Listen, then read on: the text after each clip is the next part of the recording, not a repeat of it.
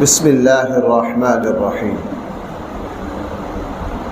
الحمد للہ رب العالمین والصلاة والسلام علی سید الانبیاء والمرسلین وعلی آلہ واصحابہ اجمعین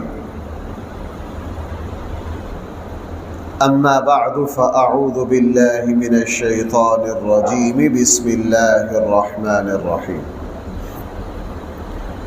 وقال الذين كفروا إن هذا إلا إفك افتراه وأعانه عليه قوم آخرون فقد جاءوا ظلما وزورا وقالوا أساطير الأولين اكتتبها فهي تملى عليه بكرة وأصيلا قل أنزله الذي يعلم السر في السماوات والأرض إنه كان غفورا رحيما صدق الله مولانا العظيم.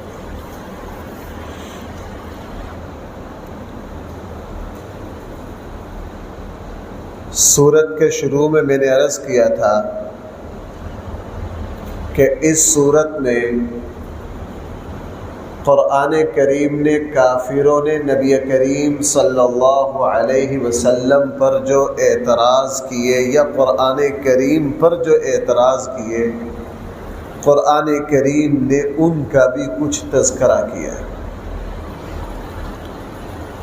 یہ جو آیات میں نے تلاوت کی ہیں ان میں کافروں کا قرآن کریم پر ایک اعتراض بہت سطحی گھٹیا، جس کا علم اور عقل سے کوئی تعلق نہیں. حقیقت میں جب انسان کسی کے بغض میں یا حسد میں مر جائے، وہ پھر اعتراض کرتے ہوئے علم معقولیت کو نہیں دیکھتا. اس کا اندر کا بغض اور حسد اس کو مجبور کر رہا ہوتا ہے، بے تکی ایسی بات کرنے پر مجبور کرتا ہے جس کا نہ سر ہوتا نہ پاؤں. کافروں نے توبہ نعوذ باللہ رسول اللہ صلی اللہ علیہ وسلم کے بارے میں کہا ان ھذا الا افک افترا.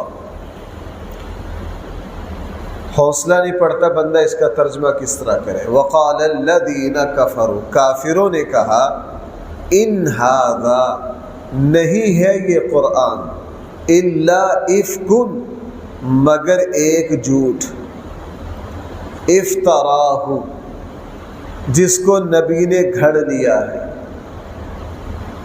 وَأَعَانَهُ عَلَيْهِ قَوْمٌ آخَرُونَ، اور اس جھوٹ کے گھڑنے پر کچھ دوسرے لوگوں نے بھی مدد کی ہے. قرآن کریم کو کہہ رہے ہیں توبہ نعوذ باللہ یہ ایک جھوٹ ہے. اچھا، اگر یہ جھوٹ ہے، کم سے کم تمہارے دادا ابراہیم علیہ السلام کے جو حالات تمہارے سامنے آئے ان میں سے تو تمہیں کوئی بات جھوٹ نہیں لگی. قوم عاد، قوم سمود، پہلی قوموں کی جو داستان آئی، چونکہ وہ عرب خطے کے لوگ تھے، ان کو پتہ تھا ان واقعات کا. دوسری بات یہ ہے کہ قرآن کریم نے بہت ساری باتیں ان کے مزاج اور نفسیات کے مطابق کی. بھائی قرآن کریم نے بہت ساری باتیں کیا کی، ان کی نفسیات کے مطابق کی، مزاج کے مطابق کی. یعنی وہ ایسی بات تھی کہ انسان کا اندر بول اٹھتا ہے کہ یہ کسی انسان کا کلام نہیں ہے. وہ کیسے؟ مثلا ایک نہیں، دو نہیں، تین نہیں، خود ان میں دسیوں واقعات ایسے ہوئے کہ عرب کے بڑے بڑے لوگوں نے قرآن کریم سنا، قرآن کریم کے اثر کو دیکھ کر انہوں نے یہ کہا کہ یہ بندوں کا کلام نہیں ہے. میں نے بارہا آپ سے سنایا بارہا آپ کو یہ سنایا ہے کہ مکہ کے عمر رسیدہ سب سے تجربے کار، سب سے زیادہ مالدار، سب سے زیادہ اولاد والے سردار جو تھے، ایسے ذہین اور سمجھدار سردار کے مکہ والوں کو جب کسی حکومت کے پاس اپنا کوئی نمائندہ اور سفیر بھیجنا ہوتا انہی کو بھیجا جاتا، ان کو بھیجا نبی کریم صلی اللہ علیہ وسلم کے ساتھ مذاکرات کے لیے۔ وہ چونکہ اللہ کے نبی کے بھی بڑے لگتے تھے رشتے میں، رسول اللہ صلی اللہ علیہ وسلم کے پاس آئے، آ کے کہا بھتیجے تو کیا کہنا چاہتا ہے؟ ساری بات ان کی سن کے رسول اللہ صلی اللہ علیہ وسلم نے جواب میں صرف سورہ حامیم سجدہ کی تلاوت کی۔ وہ آرام سے بیٹھ کر سنتے رہے، اور رسول اللہ صلی اللہ علیہ وسلم جب سورہ حامیم سجدہ میں آیت سجدہ پر گئے، اللہ کے نبی نے اس آیت کی تلاوت کر کے سجدہ کرنا تھا، اللہ کے نبی تو سجدہ فرمایا اللہ کے نبی نے، تو یہ جو مکہ کے بوڑھے سردار تھے یہ بھی سجدہ میں چلے گئے حضور کے ساتھ۔ بھائی انہوں نے بھی کیا کیا؟ اللہ کے نبی نے ان کو مجبور کیا نہیں، اور کہا ہے میرے چچا یہ میرا جواب ہے، اپنی طرف سے کوئی بات نہیں کی، صرف سورہ حامیم سجدہ سنا دی۔ اب وہ مکہ کے سردار وہاں سے اٹھ کر گھر آئے اور آ کے اپنے گھر کی کنڈی لگا لی، 2 دن 3 دن اپنے گھر سے نہیں نکلے۔ بھائی کسی جھوٹ میں اتنی طاقت ہوتی؟ ابو جہل نے کہا کہ ہمارے بڑے سردار جن کو بھیجا تھا 3 دن سے گھر بیٹھے ہیں، ہم انتظار میں ہیں، کوئی اثر تو نہیں ہو گیا ان پر؟ ان کو بلایا، کہا آپ ہمارے بڑے ہیں، کیا بات ہوئی ہے؟ ہم منتظر ہیں، آپ مذاکرات کے لیے گئے تھے۔ اس نے جو 3-4 باتیں کہی وہ بڑی زبردست تھی۔ انہوں نے کہا یار پہلی بات یہ ہے کہ جو کلام وہ سنا رہا ہے اس کلام کی عجیب شان ہے، اور میں دیکھ رہا ہوں کہ اس کلام کی شان بہت اونچی ہوگی۔ میں تمہیں ایک مشورہ دیتا ہوں بہت اعلیٰ، اور واقعی اس نے بڑا مشورہ دیا۔ تم اس شخص کو اور عام عربوں کو چھوڑ دو، درمیان میں رکاوٹ نہ بنو۔ اگر یہ شخص پورے عرب پر غالب آ جائے تو ہمارا ہی بیٹا بھتیجا بھانجا ہے، تو ہماری ہی عزت ہوگی۔ اس کا پورے عرب پر چھا جانا یہ میرے اور آپ کی عزت کا باعث بنے گا۔ بھائی آج رسول اللہ صلی اللہ علیہ وسلم کی ذات پورے عربوں کے لیے باعث فخر ہے یا نہیں؟ دوسری بات، اگر عرب مل کے اس شخص کو ختم کر دے تو پھر بھی تمہارے لیے بہتر ہے کہ تم جس کے مخالف ہو وہ خود بخود کیا ہو گیا؟ ختم ہو گیا۔ لیکن یہ جو کلام سنا رہا ہے اس کلام کی شان بہت اونچی ہونے والی۔ یہ بھائی ایک واقعہ نہیں، 10 واقعات ہیں۔ اب ان سے کوئی پوچھے اگر یہ جھوٹ ہے تو تم بھی ایسا جھوٹ لاؤ نا جس میں یہ کمالات ہو، جس میں بھائی کیا ہو؟ یہ کمالات ہو۔ اس لیے ان کا قرآن کریم کو جھوٹ کہنا سوائے اعتراف شکست کے، سوائے ایک زبانی جمع خرچ کے اور کوئی لینا دینا نہیں تھا۔ دوسری بات وہ اس سے بھی گھٹیا ہے، وہ کہتے تھے کہ اللہ کے نبی نے توبہ نعوذ باللہ جب یہ جھوٹ گھڑا ہے نا تو کچھ لوگوں کی مدد بھی لی ہے۔ وہ کون تھے؟ وہ 2-3 غلام تھے عداس وغیرہ، کہ ان کی مدد سے یہ کلام گھڑ لیا ہے۔ اب یہ سردار دنیا سے چلے گئے ہیں، بندہ ان کا گریبان پکڑ لے، انہیں کہے یہ تمہارے غلام ہیں، اللہ کے نبی کے غلام نہیں تھے؟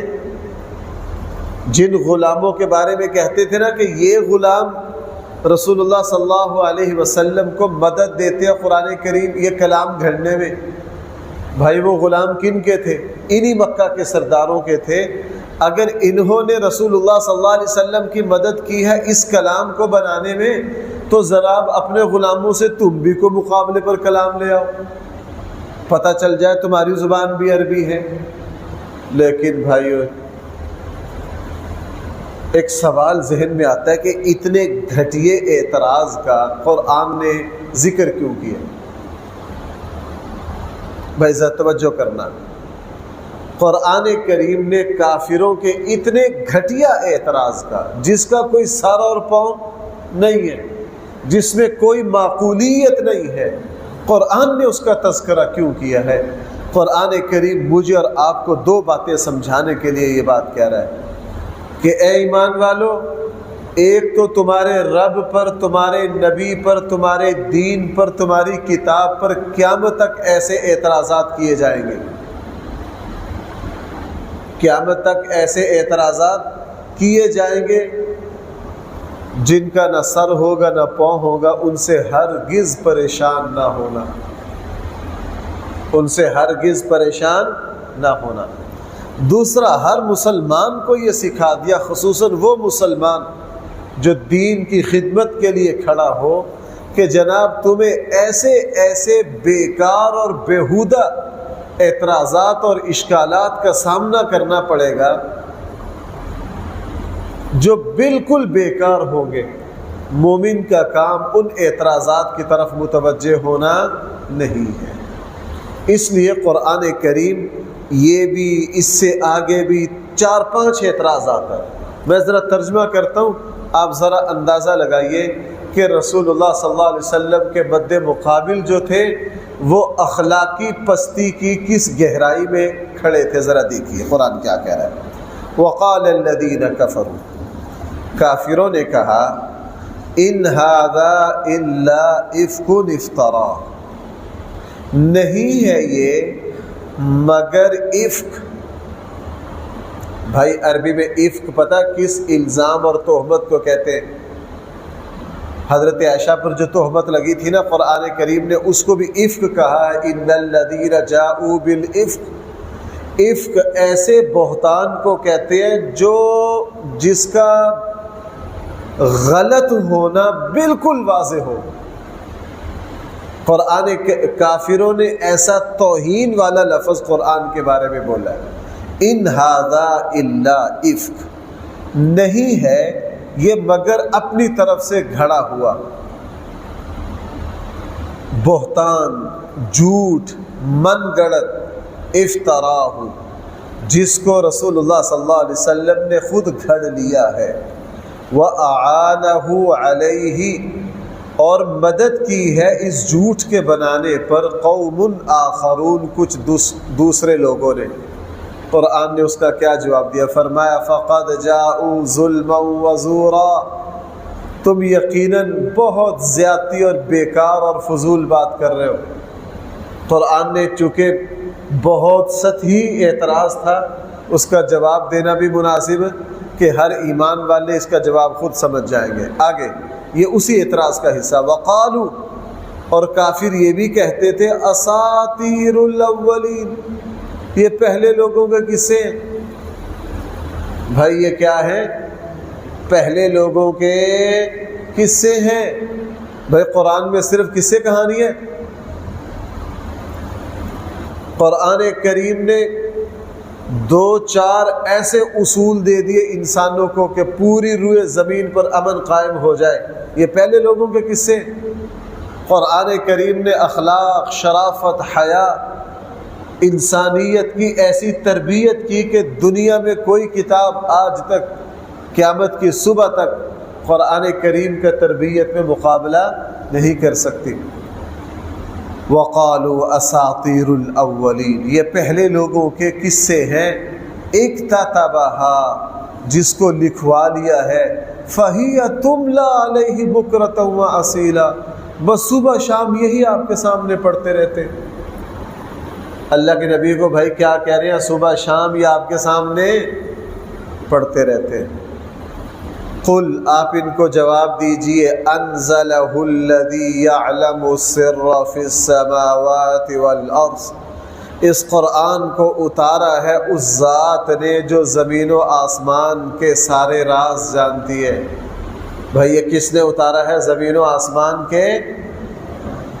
یہ بات میں اکثر اپنے درسوں میں عرض کرتا ہوں، یورپ میں اگر ایک سال میں 50,000 بندہ مسلمان ہوا ہے نا، تو آپ ان 50,000 کو مل کر اگر پوچھ لینا کہ آپ کو کس چیز نے مسلمان کیا، تو ان میں سے 45,000 وہ ملتے ہیں جو کہتے ہیں ہمیں قرآن کریم نے مسلمان کیا۔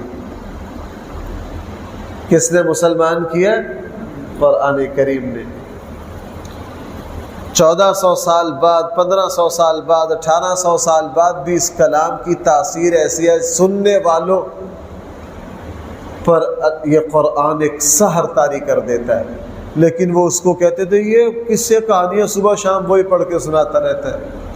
قل، آپ ان کو جواب دیجئے، انزلہ الذی، یہ قرآن اس اللہ نے اتارا ہے، یعلم السر فی السماوات والارض، جو آسمانوں اور زمین کے سارے رازوں کو جانتا ہے۔ انہ کان غفورا رحیما، بے شک وہ اللہ تعالیٰ بہت مہربان اور رحم کرنے والا ہے۔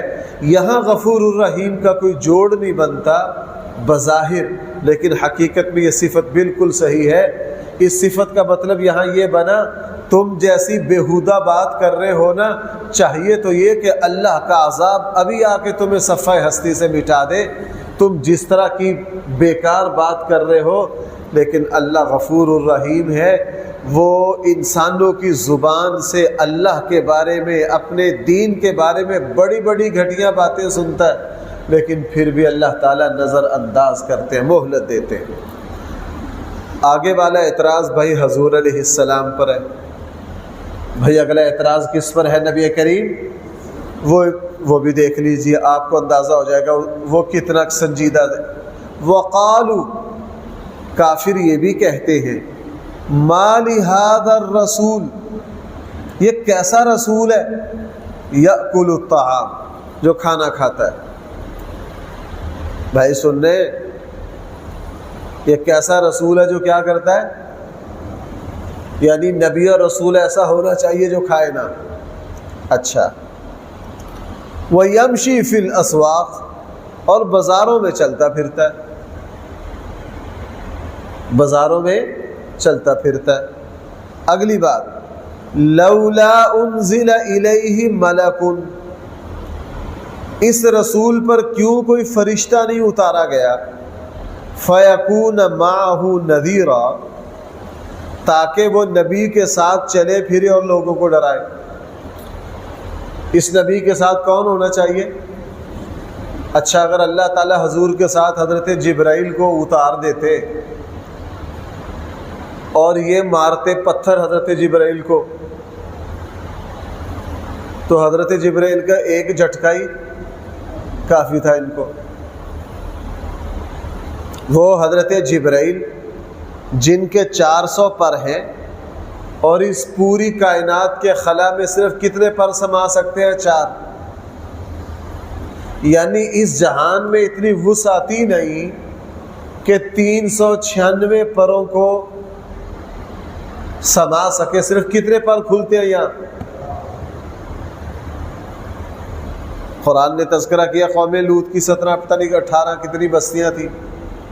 حضرت جبرائیل نے کیا کیا؟ ان کو ایک پر پہ اٹھایا، پتہ نہیں کہاں تک لے گئے، الٹا کر کے دھڑام مارا زمین پہ۔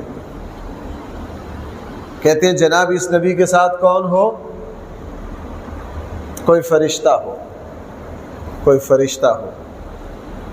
اگلی بات، او یلقا الیہ کنز، اس نبی کے پاس کیوں نہیں کوئی خزانہ اتارا گیا؟ بھائی یہ نبی ہے یا بادشاہ؟ کہتے تھے جناب یہ نبی ہے، اس کے پاس تو فخر و فاقہ ہے، ہونا کیا چاہیے؟ بڑی مال و دولت ہونی چاہیے۔ اور مال و دولت کو دیکھ کر مخلصین آتے ہیں، مفاد پرست آتے۔ بھائی ذرا توجہ کرنا میری طرف، مال و دولت کے ذریعے لوگوں کو اپنی طرف متوجہ کرنا یہ کن لوگوں کا کام ہے؟ اور بھائی ہمارے یہاں الیکشنوں میں اور فلاں میں دنیا بکتی ہے کہ نہیں؟ کس کے ذریعے؟ پیسوں کے ذریعے۔ اللہ تعالی کی توہین ہے، اللہ کے دین کی توہین ہے کہ کوئی نبی لوگوں کو پیسے کی بنیاد پر اپنی طرف بلائے۔ جہاں پیسہ ہوتا ہے مفاد پرست ٹولے بھاگ کر وہاں پہنچ جاتے ہیں۔ میں ایک مرتبہ پاکستان کے ایک بہت بڑے ایک صاحب پر کسی دوسرے صحافی نے مضمون لکھا، نامی گرامی، آپ ان کے نام سے واقف ہیں، اب تو مر گئے وہ۔ ان کے بارے میں لکھا کہ جس وقت ان کا عروج تھا، پاکستان کے سب سے مالدار لوگ تھے، تو صدر، وزیر اعظم، پتہ نہیں کون کون کس طرح ان کے دربار پر حاضریاں دیا کرتے تھے، اور بعد میں جب ان پر غربت آئی تو کوئی ان کو پوچھنے والا نہیں تھا۔ ان کے جنازے میں محلہ کا 100-150 بندہ تھا۔ اللہ تعالی بہت غیور ہے، اللہ کی غیرت کے خلاف ہے کہ لوگ میرے دین کی طرف آئیں، کس کو دیکھ کر؟ اسی لیے اللہ تعالیٰ نے اکثر نبیوں کو غرباء میں پیدا کیا، اور اللہ کے دین کے اکثر جو مخلصین اور غریب ہیں بھائی وہ غرباء میں سے۔ یہ آج کل ہمارا معیار بگڑ گیا کہ جس بڑے عالم کے پاس، جس بڑے پیر کے پاس، جس بڑے داعی کے پاس جتنی بڑی گاڑی ہوگی اس کو اتنا ہی بڑا عالم سمجھیں گے۔ میں ایک جگہ میرا درس تھا، وہ پڑھے لکھے لوگ تھے۔ بھائی آپ میری باتیں سمجھ آ رہی ہیں آپ کو؟ پڑھے لکھے لوگ تھے، وہ مجھے کہنے لگے مفتی صاحب یہ جو لوگ علماء کو حقیر سمجھتے ہیں نا، اس کی وجہ یہ ہے، ان کی وجہ یہ ہے کہ یہ بیچارے غریب ہوتے ہیں، ان کے پاس ہوتا کچھ نہیں۔ میں نے کہا یار اگر حقیر سمجھنے کی یہ وجہ ہے تو نبیوں کے پاس کیا تھا؟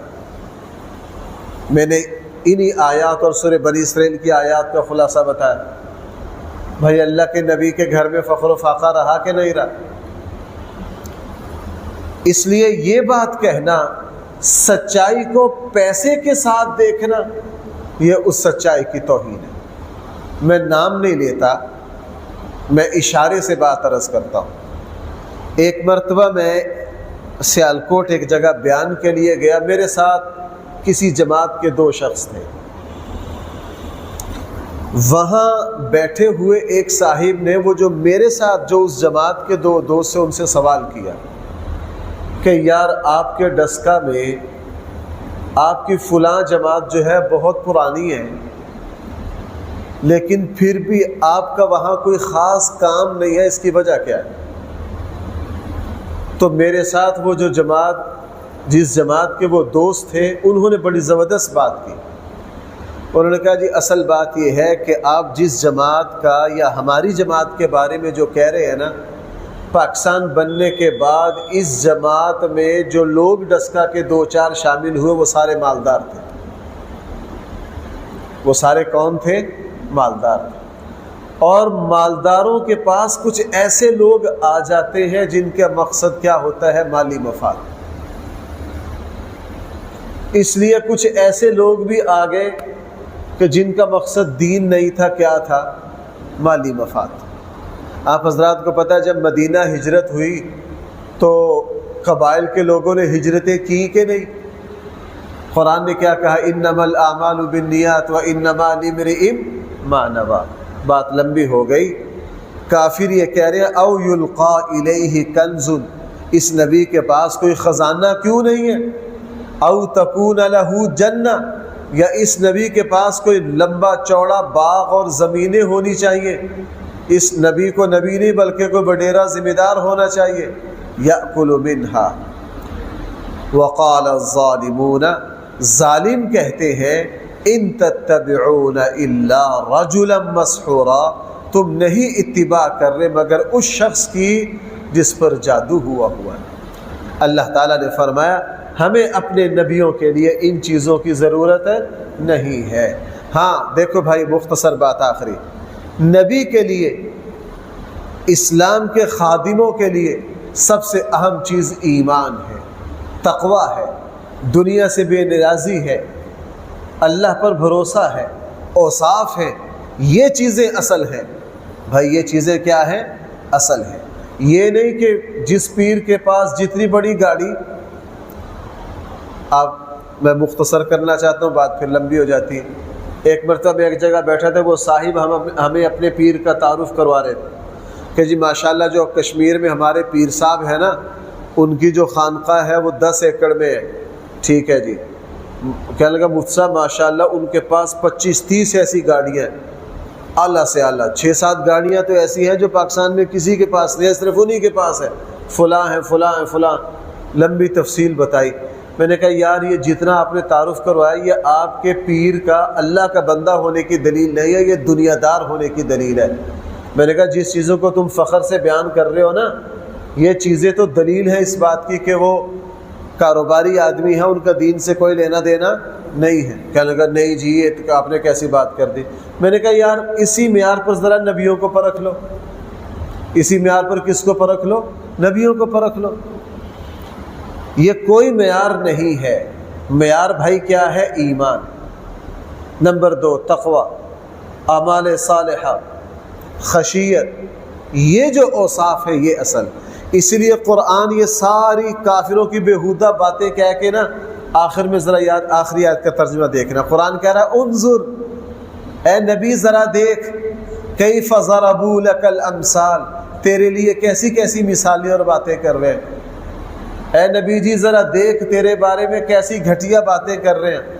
حقیقت میں فضلوا، یہ گمراہ ہیں، فلا یستطیعون سبیلا، اور ایسے بدترین گمراہ ہیں کہ ان کو سیدھی راہ نظر ہی نہیں آ رہی۔ انظر، نبی ذرا دیکھ تیرے بارے میں کیسی کیسی کمینوں والی گھٹیا باتیں کر رہے ہیں۔ اس لیے گویا کہ اللہ تعالیٰ اپنے حبیب کو حوصلہ دے رہے ہیں کہ ان کی بہت گرے پڑے اعتراضات کو سن کر کبھی بھی پریشان نہیں ہونا، قیامت تک یہ سلسلہ اسی طرح چلتے رہنا ہے۔ اللہ تعالیٰ ہم سب کو صحیح فہم عطا فرمائے۔ الحمدللہ رب العالمین، والصلاة والسلام على سید المرسلین وعلى آلہ واصحابہ اجمعین۔ ربنا آتنا فی الدنیا حسنہ وفی الآخرۃ حسنہ وقنا عذاب النار۔ صلی اللہ تعالی علی خیر خلقہ سیدنا مولانا محمد وآلہ واصحابہ اجمعین برحمتہ۔